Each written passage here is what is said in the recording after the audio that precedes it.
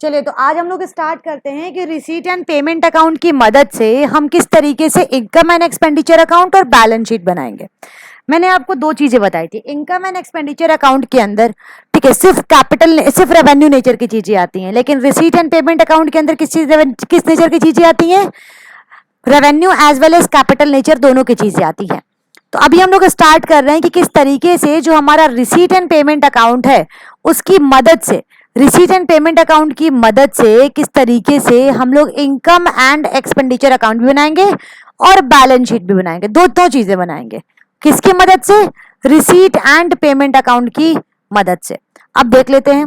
Usually a student has to prepare 3 statements in each question. एक student को 3 statement बनाने होते हैं हर क्वेश्चन में।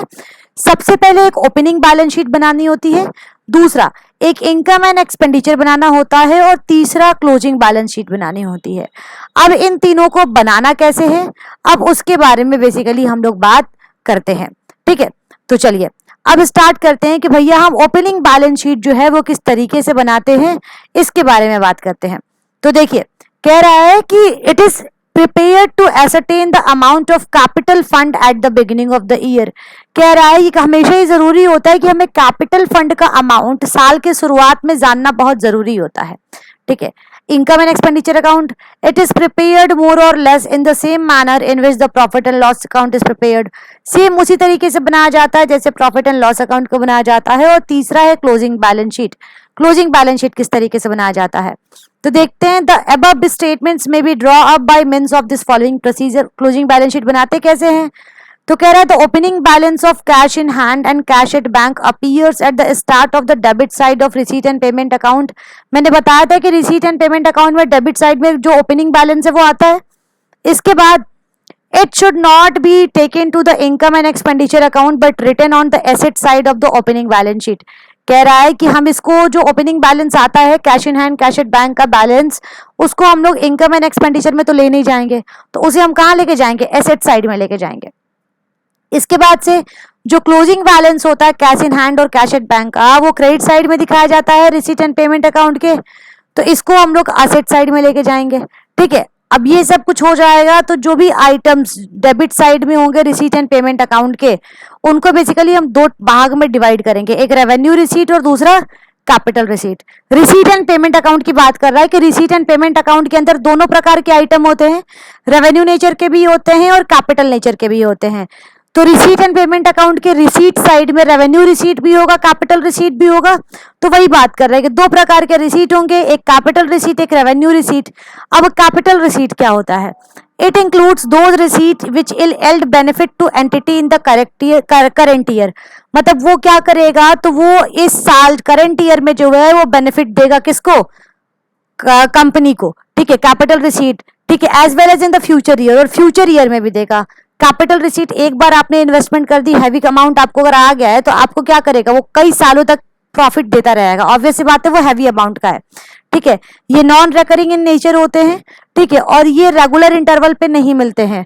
ठीक है, एक ही बार मिलता है तो मिलता है, जैसे कि लाइफ मेंबरशिप फी एक ही बार मिलता है, एंडोमेंट फंड रिसीट एक बार मिलता है, डोनेशन फॉर स्पेसिफिक पर्पज एक ही बार मिलता है। ठीक है, लीगेसी फॉर स्पेसिफिक पर्पज ये भी एक ही बार मिलता है।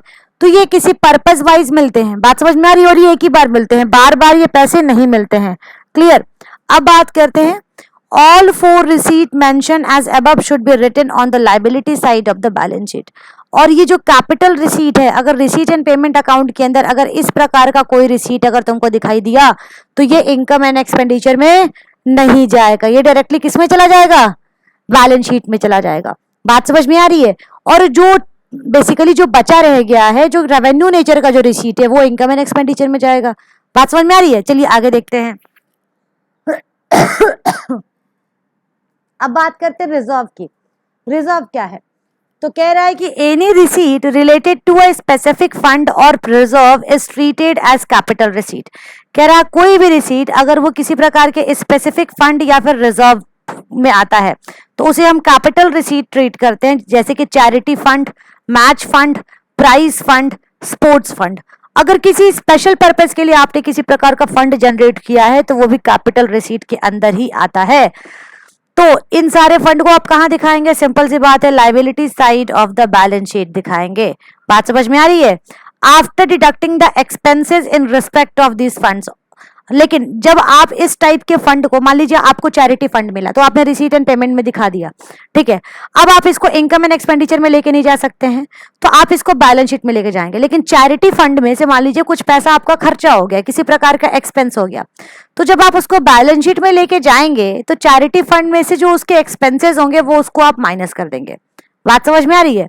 तो यहाँ पे जैसे टूर्नामेंट फंड मान लीजिए आपको मिला, टूर्नामेंट फंड में से टूर्नामेंट हुआ इस साल, इस बार टूर्नामेंट के कुछ एक्सपेंसेस हो गए, तो टूर्नामेंट फंड में से टूर्नामेंट एक्सपेंसेस माइनस करके उसके बाद आप उसको बैलेंस शीट में दिखाएंगे। Clear?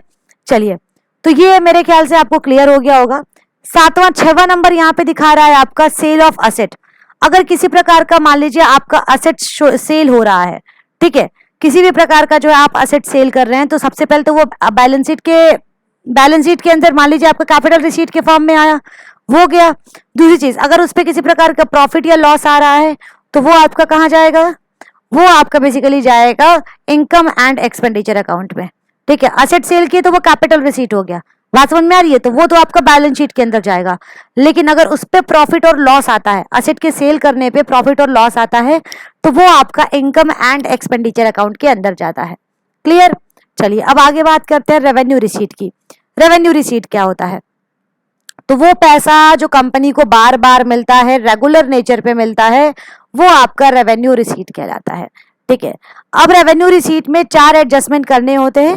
Subscription outstanding at the end of the current year, ठीक है। करेंट ईयर के एंड में जो है कितना सब्सक्रिप्शन बाकी रह गया, मतलब इस साल के आखिरी में, जैसे ये वाला साल 31 मार्च 2024 को खत्म होगा, तो 31 मार्च 2024 में तक कितना सब्सक्रिप्शन बाकी रह गया है वो, ठीक है। दूसरा, subscription outstanding at the beginning of the current year, और मान लीजिए इस साल की स्टार्टिंग 1 अप्रैल से हुई है, तो 1 अप्रैल करंट ईयर के स्टार्ट होने से पहले ही कितना सब्सक्रिप्शन बाकी रह गया है वो। तीसरा है subscription received in advance at the end of the current year, इसी साल के एंड में मान लीजिए अगले साल का कोई पैसा मिल गया हो, बात समझ में आ रही है, तो वो। और subscription received in advance at the beginning of the current year, इस साल के शुरुआत में ही एडवांस में पैसा मिल गया है वो। मतलब कि 4 प्रकार का एडजस्टमेंट, एकदम सिंपल लैंग्वेज में समझिए कैसा। शुरुआती साल के शुरुआत में अगर किसी प्रकार का पैसा बाकी है तो वो outstanding at the beginning of the current year, या फिर किसी प्रकार का एडवांस आपको साल के शुरुआत में मिल गया है वो, 2 का एडजस्टमेंट होगा। अब साल के आखिरी की बात करते हैं। साल के आखिरी में किसी प्रकार का अगर आपका पैसा बाकी है वो, और किसी प्रकार का साल के आखिरी में अगर किसी प्रकार का आपको एडवांस पैसा मिल गया उसके आने वाले अगले साल के लिए, तो वो। बात समझ में आ रही है? तो इतनी सारी चीजों का क्या होता है? एडजस्टमेंट होता है। बात समझ में आ रही है? तो सबसे पहले हम लोग बात करते हैं subscription outstanding at the beginning of the current year. कह रहा है करेंट ईयर के शुरुआत में जो भी सब्सक्रिप्शन बचे आउटस्टैंडिंग होते हैं, ठीक है, बचे हुए होते हैं, उसकी बात करते हैं, ठीक है। करंट ईयर के एडवांस में जो भी सब्सक्रिप्शन बचे हुए होते हैं उसकी बात करते हैं। तो देखिए यहाँ पे लिखा हुआ है कि it will be added to the amount of subscription on the credit side of income and expenditure account. अब भैया आपको सब्सक्रिप्शन मिला ही नहीं है तो आप आउटस्टैंडिंग सब्सक्रिप्शन लिखेंगे, ठीक है, और उसको कहाँ लिखना पड़ेगा? इनकम एंड एक्सपेंडिचर अकाउंट के इनकम साइड में आपको सब्सक्रिप्शन वाले में ऐड करना होगा। बात समझ में आ रही है? And will be shown on the asset side of the closing balance sheet, और असेट साइड में आपको दिखाना पड़ेगा। क्लियर? कि भैया ये आपके सब्सक्रिप्शन का अमाउंट होगा। चलिए अब बात करते हैं subscription outstanding at the beginning of the current year. अगर बचा रह गया करंट ईयर के शुरुआत में, तब आप क्या करेंगे? ठीक है, तो पहले तो आप इसको डिडक्ट कर देंगी। करंट ईयर के शुरुआत में बचा रह गया, इसका मतलब वो पिछले साल का था। करंट ईयर के लास्ट में बचा रह गया, इसका मतलब कि वो इसी साल का था। लेकिन करंट ईयर के शुरुआत में अगर कोई चीज आपकी बाकी रह गई है तो इसका मतलब उसका रिश्ता पिछले साल से होगा। तो पिछले साल की सारी चीजें माइनस कर देते हैं इनकम एंड एक्सपेंडिचर अकाउंट में सिर्फ इसी साल की चीजें जाती हैं। तो अगर पिछले साल के शुरुआत में, अगर इसी साल के शुरुआत में कोई सब्सक्रिप्शन बाकी रह गया है, शुरुआत में बाकी रह गया, इसका मतलब कि वो पिछले साल का होगा। तो उसको क्या करेंगी? माइनस कर देंगी। इनकम एंड एक्सपेंडिचर अकाउंट से उठा के उसको क्या करेंगी? माइनस कर देंगी। बात समझ में आ रही है? And will be shown on the asset side of the opening balance sheet, और उसे आप कहां दिखाएंगी? बैलेंस शीट के ओपनिंग, मतलब बैलेंस शीट के असेट साइड में दिखाएंगे। क्लियर? चलिए आगे चलते हैं। अब तीसरा है कि subscription received in advance at the end of the current year. इस साल के अंत में, साल के अंत तक जाते जाते आपको कोई पैसा एडवांस मिल गया, तो वो कब के लिए मिला है? आने वाले साल के लिए मिला है, तो फिर से वो इनकम एंड एक्सपेंडिचर में नहीं जाएगा, नहीं जाएगा ना, क्योंकि वो हमारे इस साल का तो है नहीं, साल के अंत में मिला है, यानी कि आने वाले साल के लिए मिला है। तो उसको भी आप क्या करेंगी? माइनस कर देंगी, deducted from the amount of the subscription on the credit side of the income and expenditure account. ठीक है, और उसे आप कहाँ दिखाएंगे? लायबिलिटी साइड में दिखाएंगे ना, क्योंकि वो आपके लिए एक जिम्मेदारी हो जाएगी। आपने आने वाले साल का सब्सक्रिप्शन इसी साल के अंत में ले लिया है, तो आने वाले टाइम के लिए जिम्मेदारी हो जाएगी आपकी। अब बात करते हैं कि शुरुआत में ही अगर subscription received in advance at the beginning of the current year, इस साल की शुरुआत में ही आपको सब्सक्रिप्शन एडवांस में मिल गया है, सोचने की बात है। मान लीजिए 1 अप्रैल को साल हमारा स्टार्ट होता है, 1 अप्रैल को ही हमको एडवांस में मिल गया, ठीक है, स्टार्टिंग में ही हमको एडवांस, इसका मतलब कि वो हमारे इसी साल के लिए है। अगर कुछ स्टार्टिंग में एडवांस रखा हुआ था, यानी कि वो पिछले साल में एडवांस मिला था, तो वो इसी साल के लिए एडवांस आया ना, तो इसका मतलब कि वो हमारा ही है, तो उसको क्या करेंगी आप? जोड़ देंगी, ठीक है, उसको आप ऐड बैक कर देंगे। तो देखिए लिखा हुआ है कि added in the amount of subscription on the credit side of income and expenditure account. Income and expenditure account के सब्सक्रिप्शन वाला जो पोर्शन होता है उसमें आप जाके उसको जोड़ देंगे, और उसे कहाँ दिखाएंगे? Liability side of the opening balance sheet आप उसको दिखा देंगे। क्लियर हो गई बात? खत्म हो गई यहाँ पे। चलिए अब आगे चलते हैं, calculation of the cost of consumable goods. अच्छा, इसके ऊपर वाले में जो भी था कि सब्सक्रिप्शन से सब मिला जुला के 3-4 चीजों का एडजस्टमेंट करना था, कहाँ कहाँ करना था, बस उसका ध्यान देना है। अगर वो हमारे इस साल से कुछ रिलेट करता है, मान लीजिए कि इस साल के अंत में आपको कोई एडवांस मिला है, तो इसका मतलब कि वो आपके इस साल का नहीं है, जब अंत में मिला यानी कि आने वाले साल के लिए एडवांस है वो, तो उसको माइनस कर दीजिएगा। इस साल के शुरुआत में ही आपको एडवांस मिला है, यानी कि वो पिछले वाले साल में एडवांस हमको मिला था, यानी पिछले वाले साल में अगर कुछ एडवांस मिला है, यानी कि वो इस साल के लिए हमारे लिए एडवांस होगा, ठीक है, तो उसको आप जोड़ देंगी। ठीक है, अगर मान लीजिए इस साल का किसी प्रकार का, इस साल के अंत में अगर किसी प्रकार की आउटस्टैंडिंग है, तो वो इसी साल की है, तो उसको आप माइनस जो ऐड कर देंगी। और अगर पिछले वाले स्टार्टिंग में ही जो है अगर किसी प्रकार का आउटस्टैंडिंग है, यानी कि वो पिछले साल का आउटस्टैंडिंग है, तो उसको माइनस कर देंगी। क्लियर? चलिए ये खत्म हो गया। अब हमारा बात करते हैं हम लोग cost of consumable goods. Cost of consumable goods को कैलकुलेट कैसे करेंगे? तो यहाँ पे लिखा हुआ है कि there are some item of which the opening and closing stock is given in the question.